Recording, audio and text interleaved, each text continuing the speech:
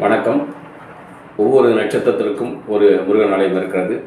பொதுவாக அனைத்து முருகன் ஆலயங்களையும் ஒரு சிறப்பான பலன்கள் இருந்தாலும் ஒவ்வொரு நட்சத்திரத்திற்கும் ஒரு முருகன் ஆலயம் இருக்கிறது. அந்த வரிசையிலே இப்போ நாம் பார்க்க இருப்பது அஸ்வினி நட்சத்திரத்திற்கு உண்டான முருகன் ஆலயம், பழனி முருகன் ஆலயம் என்பதை தெரிவிக்கும். இந்த அஸ்வினி நட்சத்திரம் கேதுடைய நட்சத்திரமாக இருக்கிறது. அதனால் ஞான தண்டாயுதபாணி என்று அழைக்கக்கூடிய அந்த பழனி முருகனை வழிபடுங்கள். உங்கள் வாழ்க்கையில் எல்லா விதமான நன்மைகளையும் ஏற்படும் என்று கூறி, அடுத்து நாம் பார்க்கும்போது இரண்டாவது நட்சத்திரம் பரணி நட்சத்திரம். மதுரை அழகர் கோயில் மேலே உள்ளது இந்த பழமுதிர்ச்சோலை. அந்த பழனிச்சோலை முருகனையும் அங்கே தீர்த்தத்தையும் முடிந்தால் நேராடி உங்கள் வாழ்க்கையில் எல்லா விதமான நன்மைகளையும் பெறுமாறு கேட்டுக்கொள்கிறோம். செல்வ செழிப்பு, ஆபரண சேர்க்கை போன்ற விஷயங்கள் அதுக்கு நடக்கும். அது பரணி நட்சத்திரம் சுக்கிரனுடைய நட்சத்திரமாக இருப்பதால். அடுத்து நாம் பார்க்குவது கிருத்திகை நட்சத்திரம். அது சூரியனை நட்சத்திரம், ஆளுமை அதிகாரத்தை தரக்கூடிய அந்த நட்சத்திரமாக இருக்கிறது. இது சென்னையிலே உள்ள வடபழனி முருகன் ஆலயம் என்பதை தெரிவித்துக்கொண்டு, உங்கள் வருடத்துக்கு ஒரு முறையாக இந்த ஆலயங்களுக்கு சென்று நீங்கள் வழிபடுவதன் மூலம் அதற்கான நன்மைகளை பெறலாம் என்று கூறி, அடுத்து நாம் பார்க்குவது ரோஹிணி நட்சத்திரம். இது ரிஷபராசியிலே வரும். இந்த ஆலயத்தை நீங்கள் வரும்போது உங்களுடைய சந்திரன் சம்பந்தமான மனநிலை சம்பந்தமான அடிக்கடி மனசஞ்சலப்படுவது இதை தீர்த்துக்கொள்ள நீங்கள் திருச்செந்தூர் முருகன் ஆலயத்தை நீங்கள் வழிபடுவது இந்த ரோஹிணி நட்சத்திரம் சிறப்பான பலன் ஏற்படும். வருடத்துக்கு ஒரு முறையாக சென்று அந்த ஆலயத்தை வழிபடும்போது உங்களுக்கு சிறப்பான பலனை ஏற்படுத்தும் என்று கூறி, அடுத்து மிருகசீரிஷ நட்சத்திரம் இந்த 2 ராசியிலே வரும் என்பதை தெரிவித்துக்கொண்டு, இந்த ஆலயத்தில் செவ்வாய் அடிக்கடி கோபம், டென்ஷன், இடமாற்றம் போன்ற விஷயங்களை இந்த நட்சத்திரக்காரர்கள் இருப்பார்கள். இவர்களுக்கு நாம் சென்று வழிபடக்கூடிய ஸ்தலமாக குன்றத்தூர் முருகன் ஆலயம் இருக்கிறது. வருடத்தில் ஒரு மாதம் சென்று இந்த ஆலயத்தை நீங்கள் வழிபடுவதன் மூலம் உங்களுக்கு சிறப்பான யோகத்தை கொடுக்கும் என்று கூறி, அடுத்து நாம் பார்க்க வேண்டிய ஆலயம் திருவாதிரை நட்சத்திரம். இது மிதுன ராசியிலே வரக்கூடிய ஆலயமாக இருக்கிறது. இந்த திருவாதிரை ராகுடைய நட்சத்திரம். இது சென்னையிலே உள்ள ஐயப்பன் தாங்கல் என்று ராமச்சந்திர நகர் ஐயப்பன் தாங்கலிலே உள்ள அங்கே முத்துக்குமாரசாமி என்ற ஆலயம் இருக்கிறது. அங்கே நீங்கள் அந்த திருக்கோயிலை வணங்கி எல்லாவித நன்மைகளையும் அந்த திருவாதிரை நட்சத்திரக்காரர்கள் சென்று வழிபட வேண்டிய ஸ்தலமாக இருக்கிறது. அடுத்து நாம் பார்க்கக்கூடிய நட்சத்திரம் புனர்பூச நட்சத்திரம். இந்த நட்சத்திரம் முருகன் கோவில். இந்த புனர்பூச நட்சத்திரம் குருவுடைய தன்மையை கொண்டது இந்த நட்சத்திரம். இது திருத்தணி முருகன் ஆலயம். இது புனர்பூசம் என்றால் அந்த முருகன் அழகு, அறிவு, பலத்தை கொடுக்கக்கூடிய அந்த நட்சத்திரம். இந்த புனர்பூச நட்சத்திரம் குருவுடைய அம்சமாக கொண்டதாக இருக்கிறது. இது திருத்தணி முருகனின் ஆலயத்தை சென்று நீங்கள் வருடத்துக்கு ஒரு முறையாக சென்று அந்த ஆலயத்தை முருகனை தரிசிக்கும் போது உங்களுக்கு வாழ்க்கையில் ஏற்படக்கூடிய துன்பங்களை நீக்கிக் கொள்ளலாம். இது அந்த நட்சத்திரத்துடைய பலனை ஏற்படுத்திக் கொள்ளும், பலப்படுத்திக் கொள்ள அந்த நட்சத்திரத்தை பயன்படுத்திக் கொள்ளுங்கள். அடுத்து நாம் பார்ப்பது பூச நட்சத்திரம். இது கடகராசியில் வரக்கூடிய நட்சத்திரமாகும். இந்த நட்சத்திரத்தை நீங்கள் சென்று வழிபடுவதன் மூலம் இந்த நட்சத்திர நாளில் சென்று முருகனை வழிபடுவது உங்களுக்கு சிறப்பான பலன் ஏற்படும். அது எங்கே அந்த முருகன் ஆலயம் எங்கே இருக்கிறது என்றால் சிறுவாபுரி முருகன் ஆலயம் சென்னையிலே உள்ளது. அங்கே சென்று அந்த ஆலயத்தை வழிபடுவது உங்களுக்கு பூச நட்சத்திரத்தை பலப்படுத்திக் கொள்ளும் என்று கூறி, அது சனியுடைய நட்சத்திரமாக இருக்கிறது என்பதை தெரிவித்து, அடுத்து ஆயில்ய நட்சத்திரம். இதுவும் கடகராசியில் வரக்கூடியது. இந்த நட்சத்திரத்துக்காரர்கள் வருடத்தில் ஒரு மாதம் சென்று தரிசிக்க வேண்டிய முருகன் ஆலயம் சுவாமிமலை முருகன் ஆலயம். இது கும்பகோணம் மாவட்டத்தில் இருக்கிறது. இது ஆயில்யம் புதன் என்றால் வித்யாகாரகன், கல்வியை கொடுக்கக்கூடிய ஒரு அற்புதமான ஸ்தலமாக இருக்கிறது என்பதை தெரிவித்துக்கொண்டு, இந்த ஆயுள் நட்சத்திரங்கள் சென்று வழிபடுவதன் மூலம் உங்கள் வாழ்க்கையில் எல்லா விதமான நன்மைகளையும் பெறலாம் என்று கூறி, அடுத்து மக நட்சத்திரம். இந்த மக நட்சத்திரம் கேதுடைய அம்சமாக இருக்கிறது.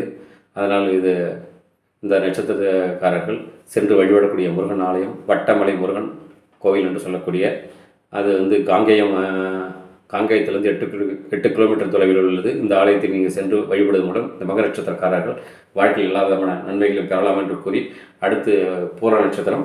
அடுத்து நாம் பூர நட்சத்திரத்தை பார்க்கிறோம். அந்த பூர நட்சத்திரக்காரர்கள் சென்று வழிபடக்கூடிய முருகன் ஆலயம். அது பூரம் என்றாலே சுக்கிரனுடைய தன்மை உள்ளது.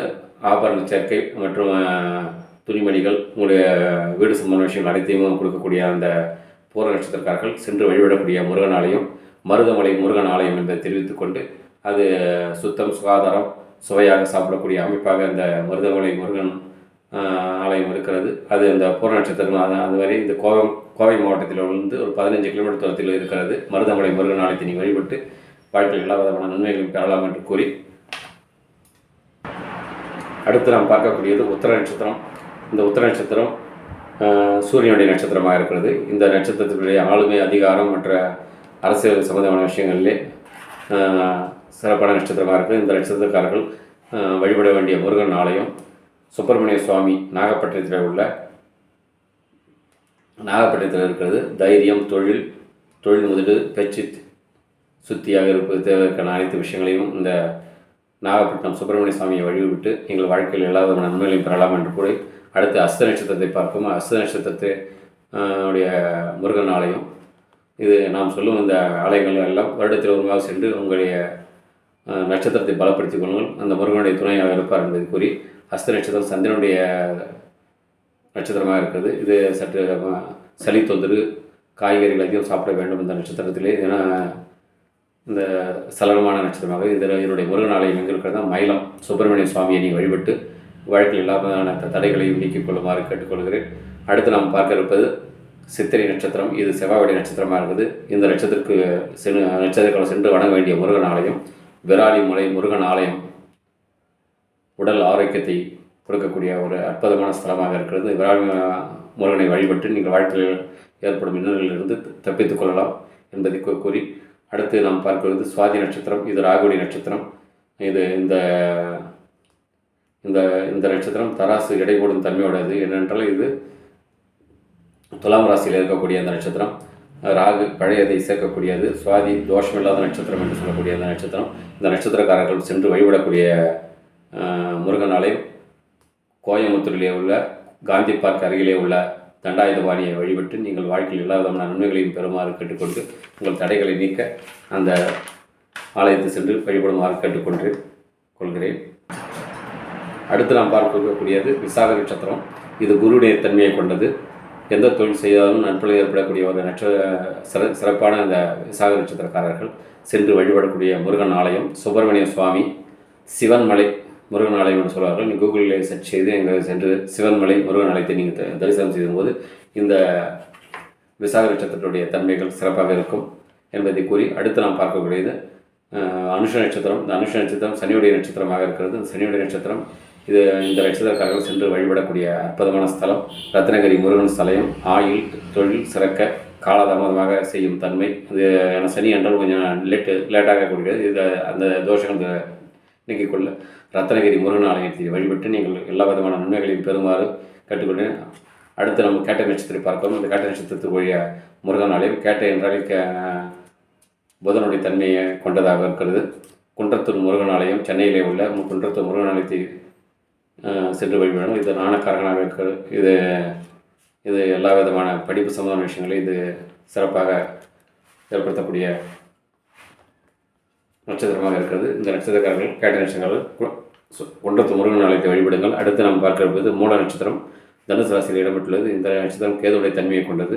கந்தர்வ கோட்டம் என்று சொல்லக்கூடிய அந்த முருகனை கந்தர்வ கோட்டம் முருகன் என்று சொல்லக்கூடிய அங்கே சென்று அது சென்னையிலே உள்ளது. அந்த கந்தர்வ கோட்டை முருகனை நீங்கள் தரிசனம் செய்து கொண்டு நீங்கள் வாழ்க்கையில் இல்லாத நன்மைகளையும் பெற கேட்டுக்கொண்டு அடுத்து நாம் இது மூல நட்சத்திரம் என்பது ஆதிக்கம் மையப்புள்ளி என்று சொல்ல லேட் திருமணம் ஆயிலை கொடுக்கக்கூடிய நட்சத்திரம். ஆண் மூலம் அரசாலும் பெண் மூலம் நிர்மூலம் என்று சொல்லக்கூடிய அந்த அமைப்பிலே இந்த மூல நட்சத்திரக்காரர்கள் கந்தக்கோட்டை முருகனை வழிபட்டு வாழ்க்கையில் எல்லா விதமான நன்மைகளையும் பெற வேண்டும் என்று கேட்டுக்கொண்டு அடுத்து நாம் போராட நட்சத்திரத்தை பார்க்கிறோம். அந்த போராட நட்சத்திரம் தனுசு வரக்கூடியது. அறுபடை முருகன் என்று சொல்லக்கூடிய அறுபடை முருகன் கோவில் என்று சொல்லக்கூடிய சென்னை பெசன்ட் நகரில் இருக்கிறது. சென்னை பெசன்ட் நகர் அங்கே உள்ளது. இந்த நட்சத்திரம் போராட சுக்கிரனுடைய தன்மையை கொண்டது.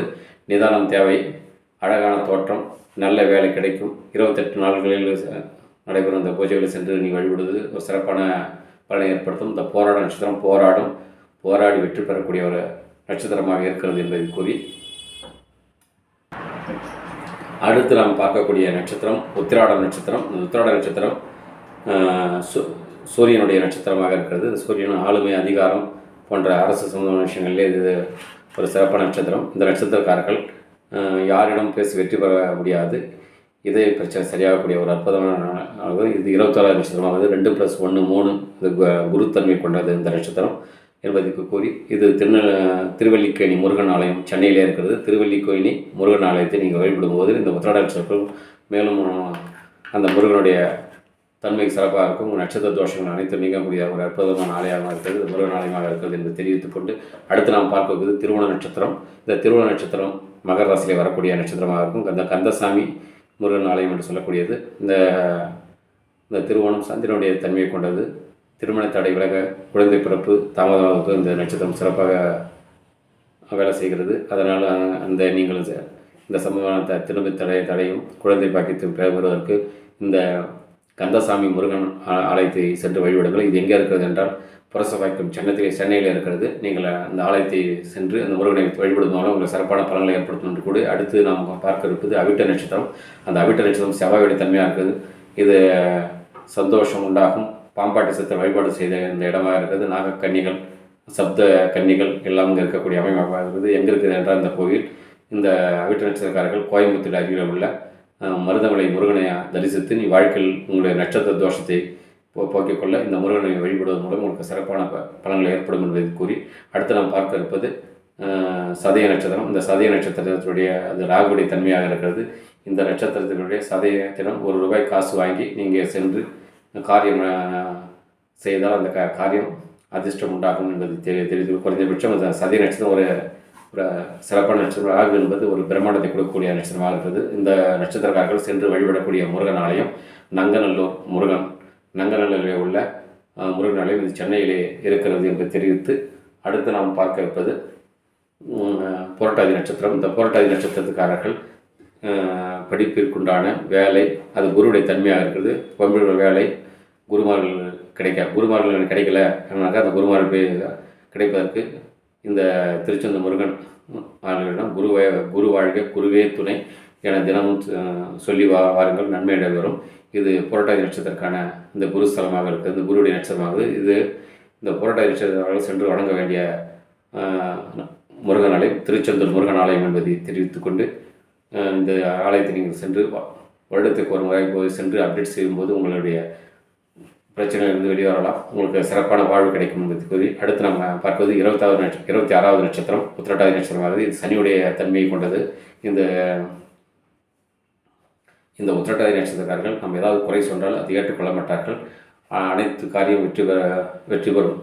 அது எல்லா காரியங்களும் வெற்றி பெறுவதற்கு இது சிறப்பான இருக்கும்.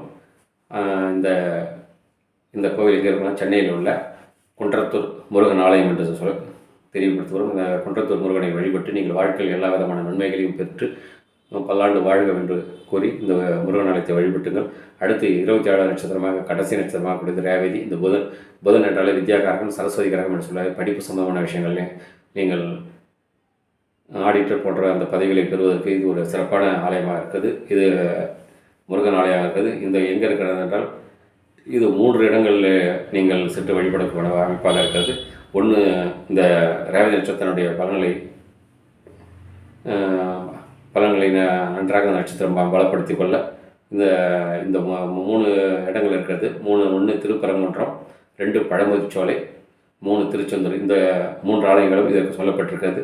இந்த ஆலயத்தை நீங்கள் வழிபட்டு வருடத்துக்கு ஒரு முறையாக சென்று நீங்கள் குலதெய்வத்தை வழிபடுவது போல இந்த வருடத்துக்கு ஒரு முறையாக சென்று இந்த ஆலயங்களை வழிபடுவதன் மூலம் உங்களுக்கு எல்லா விதமான நன்மைகளையும் ஏற்படும் என்பதை கூறி இந்த 27 நட்சத்திரத்தையும் நீங்கள் வருடத்துக்கு ஒரு முறையாக சென்று அப்டேட் செய்து கொள்ளுங்கள். உங்களுக்கு எல்லா விதமான நன்மைகளையும் இந்த முருகப்பெருமான் உங்களுக்கு அளிப்பார் என்பதை எந்த எல்லா சந்தேகமும் இல்லை. நீங்கள் அறுவடை முருகன்களையும் வழிபடலாம். எதிலே உங்களுக்கு குறிப்பிடப்பட்டுள்ள அந்த குறிப்பிட்ட நட்சத்திரம் உங்களுக்கு சிறப்பான அந்த நட்சத்திர தோஷத்தை நீக்கி உங்களுக்கு வாழ்க்கையில் எல்லா விதமான நன்மைகளையும் பெற வேண்டும் என்று கேட்டுக்கொண்டு மீண்டும் உங்களை சந்திக்கிறேன். நன்றி, வணக்கம்.